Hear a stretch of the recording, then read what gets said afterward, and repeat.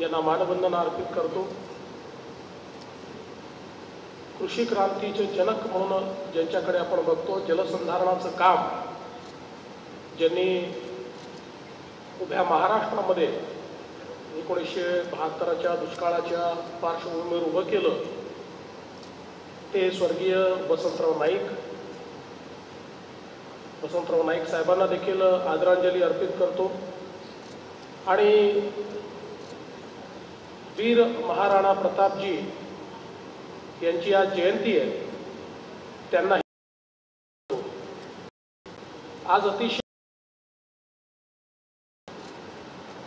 आपल्या या कृषी विद्यापीठामध्ये संयुक्त कृषी संशोधन आणि विकास समितीची बैठक होते आहे आणि त्याच्या उद्घाटनाकरता माझ्या समवेत या ठिकाणी महाराष्ट्राचे कृषी मंत्री माणिकरावजी कोकाटे, राज्यमंत्री आशिषजी जयस्वाल, पालकमंत्री मेघनाथ बोर्डीकर, प्रधान सचिव विकासचंद्र रस्तोगी, यासोबत खासदार संजय जाधवजी, आमदार राहुल पाटीलजी, आमदार रत्नाकर गुट्टेजी, आमदार राजेश विटेकरजी, आमदार संजय केणेकरजी, आमदार सतीश चव्हाणजी, त्याचप्रमाणे श्री रावसाहेब ठाकरे, श्री सूरज मांढरे, आपले पंजाबराव देशमुख कृषी विद्यापीठाचे कुलगुरू डॉक्टर शरद गडाख, डॉक्टर संजीव भावे, आपल्या या वसंतराव नाईक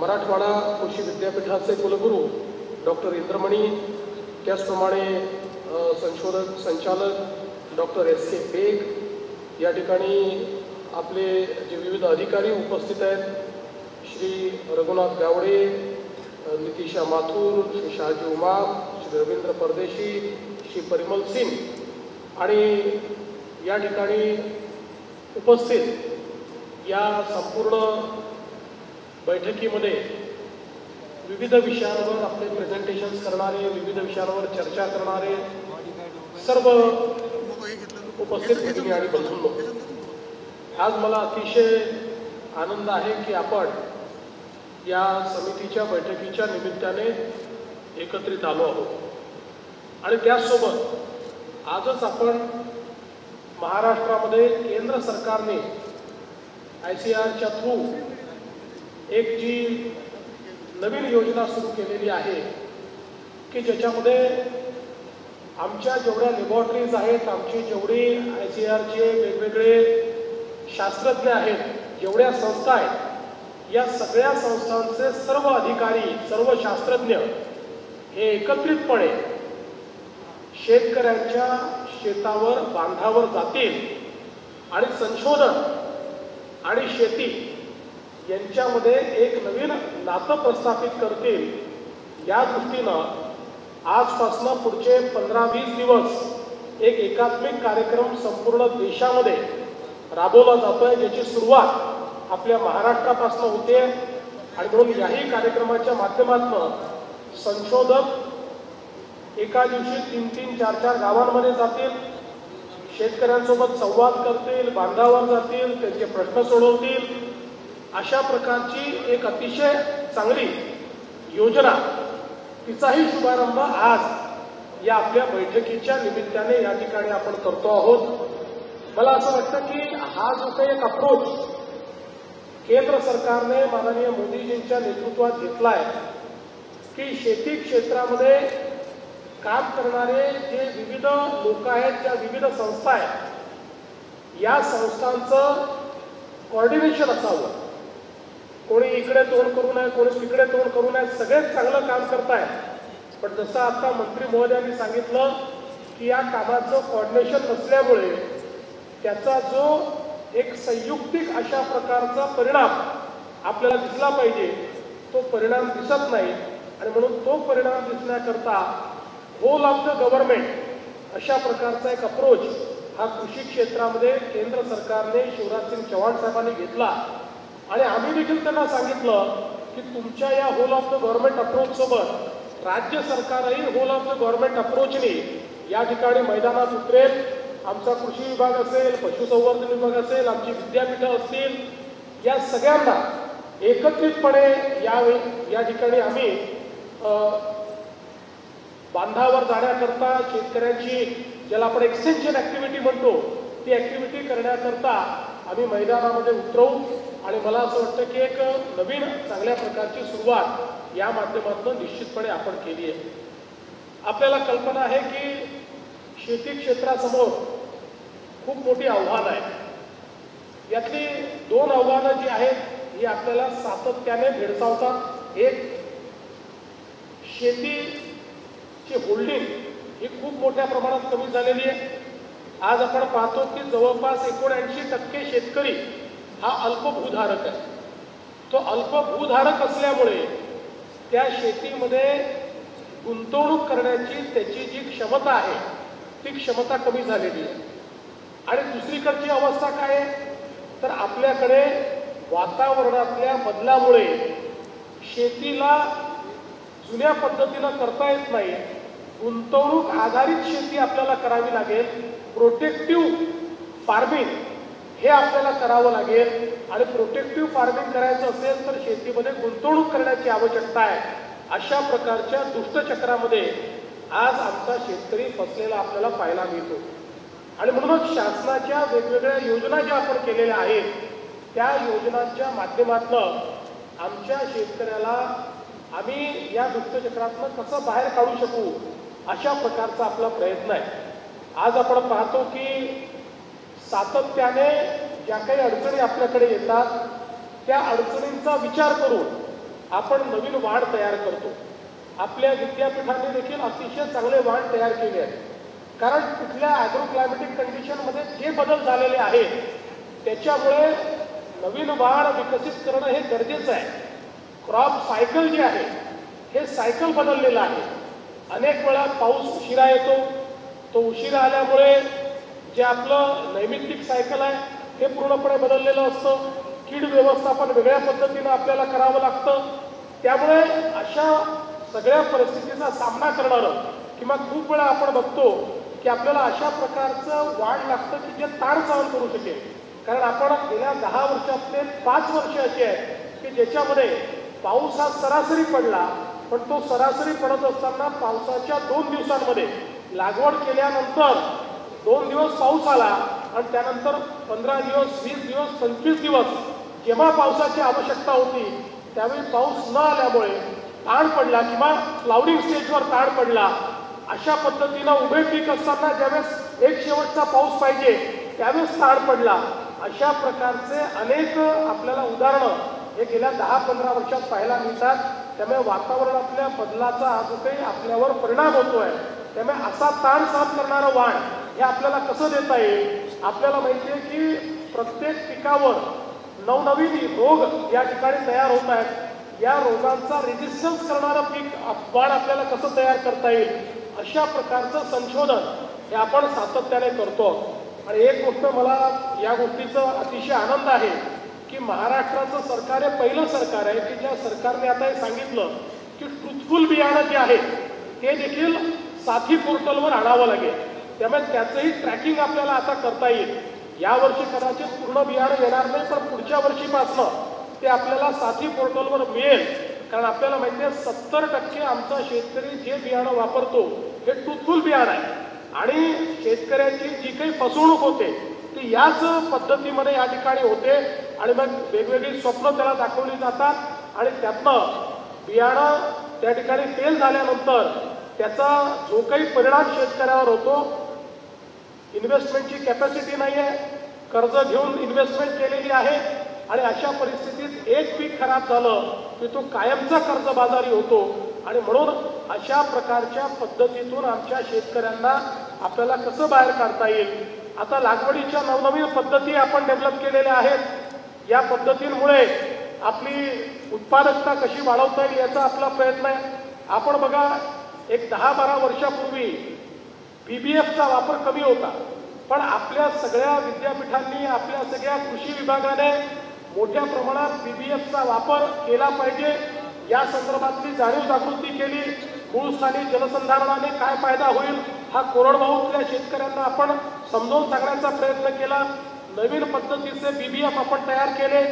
त्याचाच फायदा असा झाला की आता आपल्या संपूर्ण या व्यवस्थेमध्ये अशा प्रकारची सगळी यंत्र ही रुजायला लागली आणि म्हणून जोपर्यंत यंत्रांचा योग्य उपयोग होणार नाही, शेतीला अनुरूप योग्य प्रकारची यंत्र तयार होणार नाही.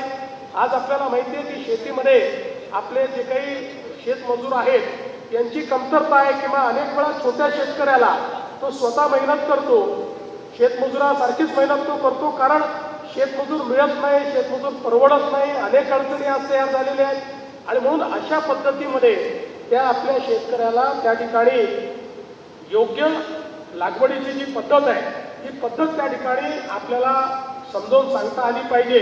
अशा प्रकारचं देखील एक महत्त्वाचं काम आपण करतोय. आजही आपल्या या परिषदेमध्ये अनेक नवीन वाण आपण या ठिकाणी मला असं वाटतं की ते लोकांकरता आपण देणार आहोत. शेवटी मला असं वाटतं की आपण जर विचार केला तर एकीकडे कृषी विभागात आणि विद्यापीठात काम करणारे किंवा वेगवेगळ्या प्रकारच्या सीड कंपनीजमध्ये काम करणारे आपले सगळे जे शास्त्रज्ञ आहेत यांच्यासोबत आपला शेतकरी हा देखील शास्त्रज्ञच आहे.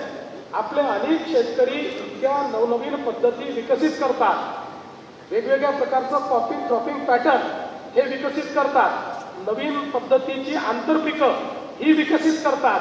त्यामुळे या सगळ्या गोष्टींचं स्टँडर्डायझेशन करणं, या सगळ्या गोष्टी या इतर शेतकऱ्यांपर्यंत कशा पोहोचतील या पोहोचवण्याचं काम करणं हे अत्यंत महत्त्वाचं आहे. कारण मला असं वाटतं की विकासाची बेटं तयार करून चालत नाही.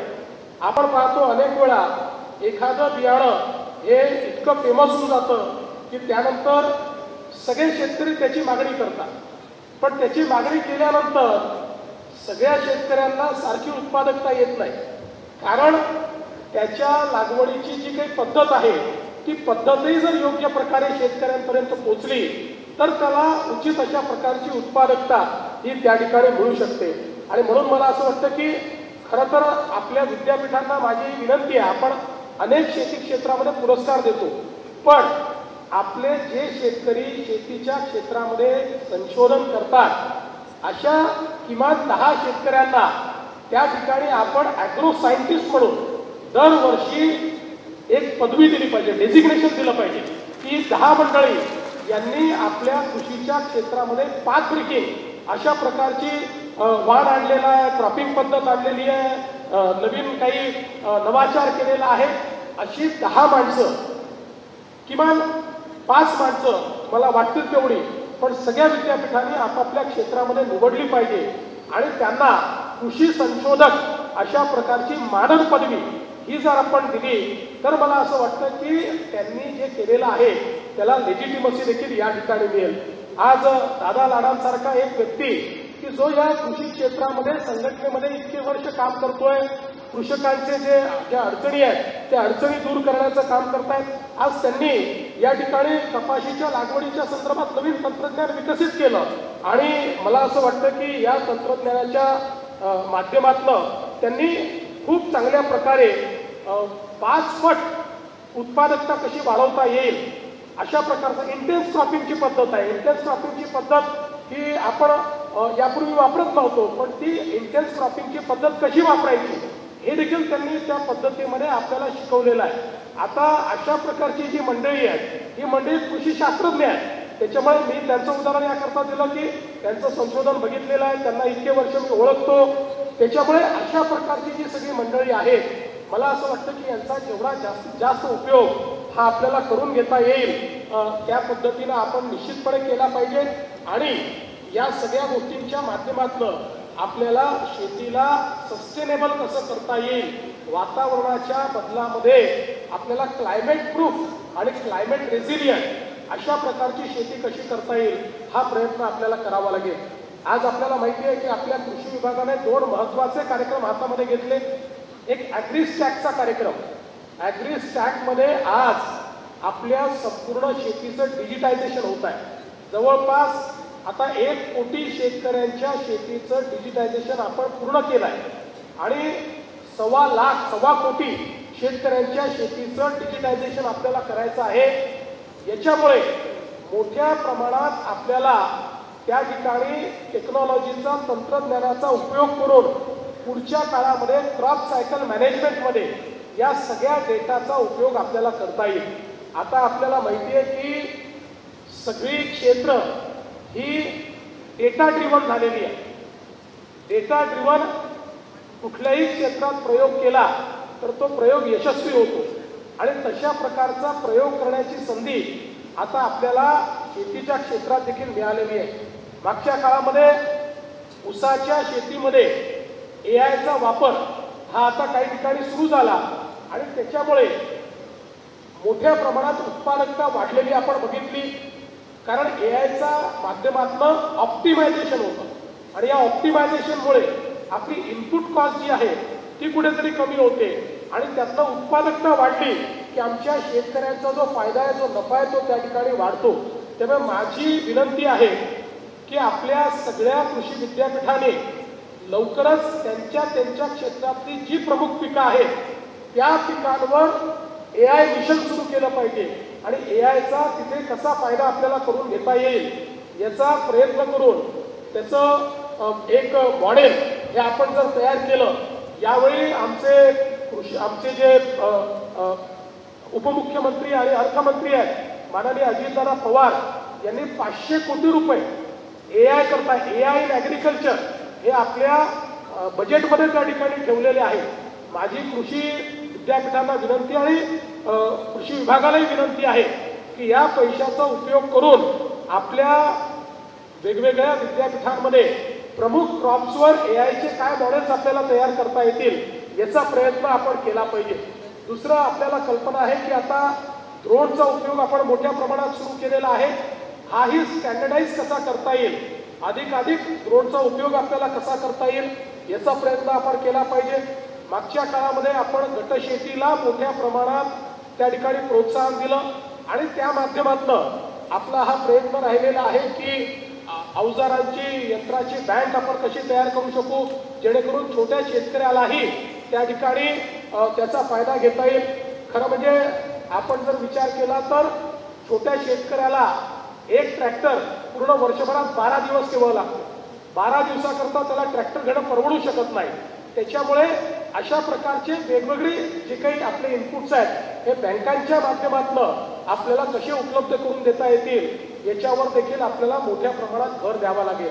आणि हे सगळं करत असताना एक परवा अतिशय चांगला प्लॅटफॉर्म आमच्या कृषी विभागानं एक ॲप तयार केलेला आहे.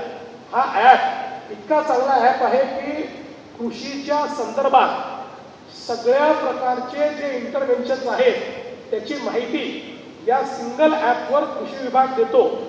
या ॲपमध्ये वेगवेगळ्या प्रकारची लागवड करण्याच्या संदर्भात कुठले पद्धती आहेत त्याचे व्हिडिओज देखील आपल्याला पाहायला मिळतात. म्हणजे प्रत्यक्ष त्या व्हिडिओजच्या माध्यमातून शेतकऱ्याला आपल्याला शिकवता येईल अशा प्रकारची व्यवस्था देखील आहे. वेगवेगळ्या कीड व्यवस्थापनाच्या संदर्भातली माहिती ही देखील त्या ठिकाणी आहे. वेगवेगळ्या वाणांच्या संदर्भातली माहिती ही त्या ठिकाणी मिळते आहे. आणि सगळ्यात चांगलं असं आहे की याच्यावर एक चॅटबॉट तयार केला आहे ज्याच्यावर मराठीमध्ये कुठलाही प्रश्न आमचा शेतकरी विचारू शकतो आणि त्यांनी विचारलेला हा जो काही प्रश्न असेल त्याचं उत्तर हे त्या चॅटबॉटवर येतं आणि हे उत्तर येत असताना त्याचा सोर्स काय आहे हे देखील आपल्याला त्या ठिकाणी कळतं. नाही तर उत्तर काही येऊ शकतं पण त्याचा सोर्स काय आहे. म्हणजे एखादं जर लागवडीची पद्धत त्या ठिकाणी विचारली आणि त्याचं उत्तर दिलं तर ही याचा सोर्स हा कोकण कृषी विद्यापीठ आहे, मराठवाडा कृषी विद्यापीठ आहे किंवा एखादी ICAR ची संस्था आहे अशा प्रकारचा सोर्स देखील त्याच्यामध्ये आपल्याला मिळतो. आणि म्हणून मला असं वाटतं की अतिशय चांगल्या पद्धतीचा ॲप जो शेतकऱ्यांकरता एक शेतकऱ्यांचा डिजिटल मित्र म्हणून या ठिकाणी काम करणार आहे अशा प्रकारचा ॲप आपण हा तयार केलेला आहे.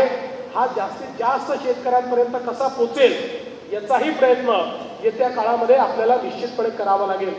आज आपल्याला कल्पना आहे नानाजी देशमुख कृषी समृद्धी प्रकल्पासारखा एक चांगला प्रकल्प आपण मराठवाड्यामध्ये मागच्या 5 वर्षात रोलआउट केला आणि ज्यांनी या प्रकल्पाचा योग्य उपयोग केला त्यांना शेतीमध्ये क्लायमेट रेझिलियंट अशा प्रकारची शेतीचं तंत्र त्याकरताचे इनपुट्स या सगळ्या गोष्टी करता इन्व्हेस्टमेंट ही या माध्यमातून मिळाली। आता याचा दुसरा टप्पा आपण रोल आउट करतो। 4000 कोटीचा दुसरा टप्पा आहे। 7500 गावं आपण याच्यामध्ये घेतलेली आहेत। मला असं वाटतं की याही ठिकाणी याचा योग्य उपयोग आपल्याला कसा करता येईल आणि यासोबत ज्या वेगवेगळ्या योजना चाललेल्या आहेत, मॅग्नेट सारखी आपली योजना असेल, आपली ॲग्री बिझनेस ची आपली सगळी योजना असेल, या सगळ्या योजना ज्या आहेत या योजनांचं एकात्मिक पद्धतीनं जर आपण त्याचा विचार केला तर मला असं वाटतं की कॉन्व्हर्जन्सच्या मॉडेलने आपण शेती क्षेत्राला खूप मोठ्या प्रमाणात त्या ठिकाणी मदत करू शकतो। आणि म्हणून मला असं वाटतं की शेती क्षेत्रातले सगळे आपले तज्ज्ञ या ठिकाणी बसलेले असताना या क्षेत्राकडनं आपल्या अपेक्षा देखील मोठ्या आहेत। आपल्या शेतकऱ्याला स्थैर्य द्यायचं आहे। मला अतिशय आनंद आहे, कालच केंद्र सरकारने मोठ्या प्रमाणात हमी भावामध्ये वाढ करण्याचा निर्णय घेतलेला आहे। केंद्र सरकारने शेती क्षेत्रातली गुंतवणूक वाढवण्याचा निर्णय घेतलेला आहे आणि म्हणून या सगळ्या गोष्टीच्या अनुरूप इन्फ्रास्ट्रक्चर तयार करणारे आपण लोक आहोत, पद्धती तयार करणारे आपण लोक आहोत आणि म्हणूनच या संयुक्त कृषी संशोधन आणि विकास समितीच्या बैठकीच्या माध्यमातून आपण वेगवेगळ्या प्रकारचे जे काही निर्णय कराल, वेगवेगळ्या प्रकारच्या ज्या पद्धती विकसित कराल किंवा ज्याला आपण एंडोर्स कराल ते लोकांपर्यंत पोहोचवण्याचं काम हे शासनाच्या माध्यमातून आणि विद्यापीठाच्या माध्यमातून आपण निश्चितपणे करू। आज एक अतिशय चांगला हा कार्यक्रम आपण आयोजित केला आणि या कार्यक्रमाकरता आपण मला या ठिकाणी निमंत्रित केलं, त्याबद्दल मी आपले मनापासून आभार मानतो आणि माझं बोलणं संपवतो। धन्यवाद। जय हिंद, जय महाराष्ट्र।